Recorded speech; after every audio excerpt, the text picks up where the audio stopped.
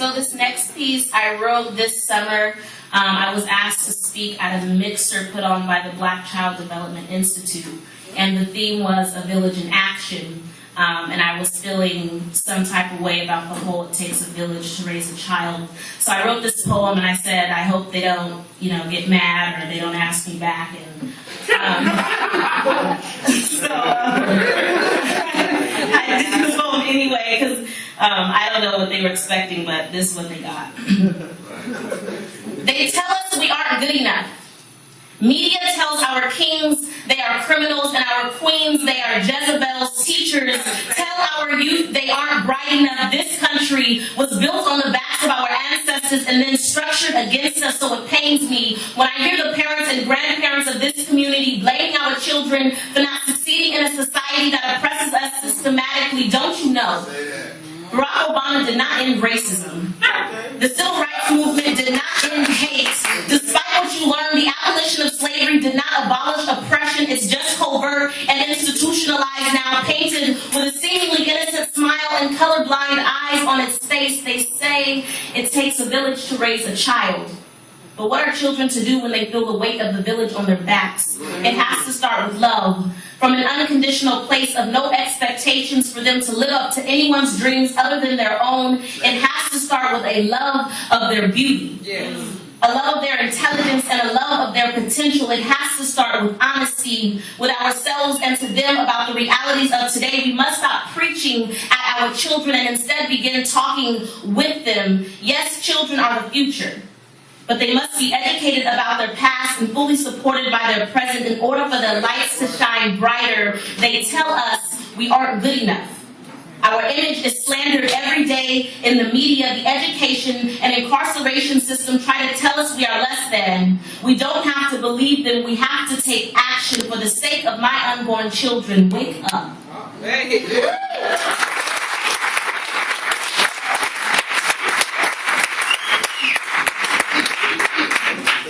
All right, so I just have two more pieces, if that's okay.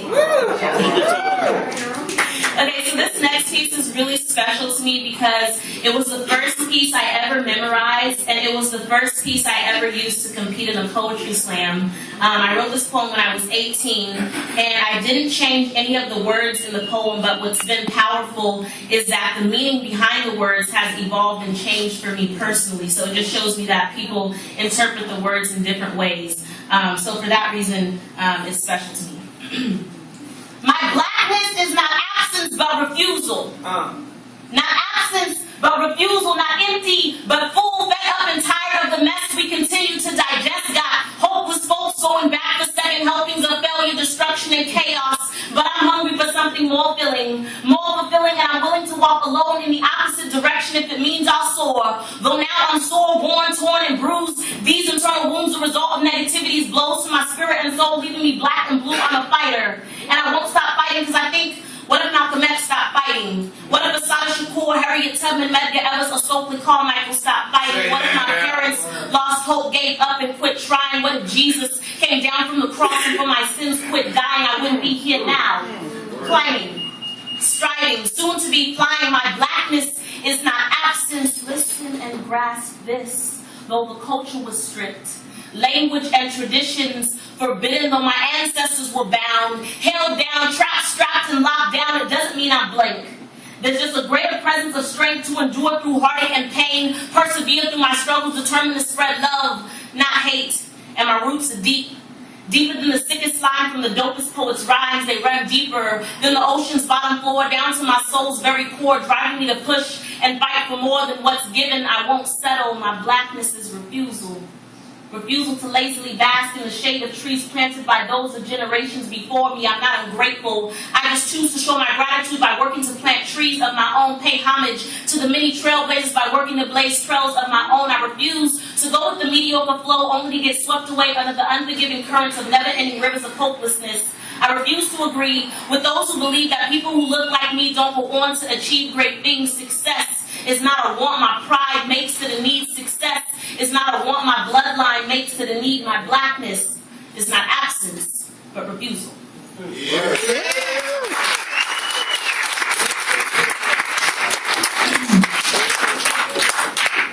All right, close out with my last piece, I do have a brief announcement. There is a conference taking place next weekend, the 15th and the 16th. It's an annual conference called the Diva Conference. And it's for young girls ages 12 to 18, typically geared towards girls of color. And when I was in high school, I was part of the youth committee that helped put it together, so I'm glad to see that it's still going on. I'll be facilitating a spoken word poetry workshop as well as performing a few of my pieces. If you have children or you know of young ladies in that age range that would benefit from that, feel free to come up to me and ask for more details. It's $15, which covers breakfast and lunch on Saturday, as well as all of the workshop. And if they come in a group, they get a $5 discount. So if you're interested in that, please let me know, and it will be held at CRC. And then this last piece, I wrote sometime in April, and I wrote it as a form of encouragement to myself. A lot of times we go to other people for advice and wisdom, which is great, but sometimes we do have that wisdom within ourselves. So I sat down and wrote pieces of advice to myself, and hopefully some of you all can relate or take something away from this. And then lastly, thank you all for being a wonderful audience.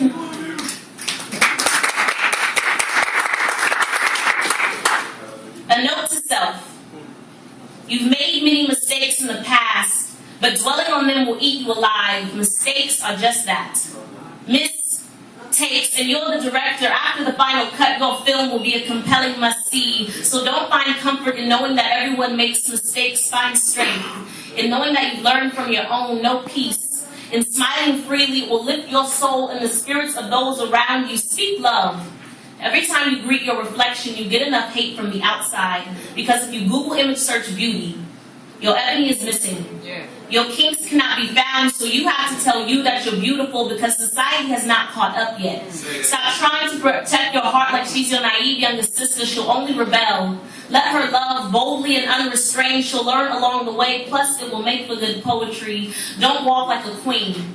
Walk like yourself, and the queen in you will radiate. Hold your head up. Wear your crown like you own it and not like you borrowed it from your mother's closet. Choose your words. As carefully as you choose the clothes in your wardrobe, your tongue is sharper than you realize. So use your voice to heal, not hurt. It is a powerful tool that will create change. Pursue your passions fiercely. Find joy in doing the things that make your heart sing. It's not as complex as you make it seem. With your drive, you will easily make a reality of your dreams. Take these words and tuck them in an intimate part of your brain. Take them out and read them only when you really need them, and always remember that I love you. Word.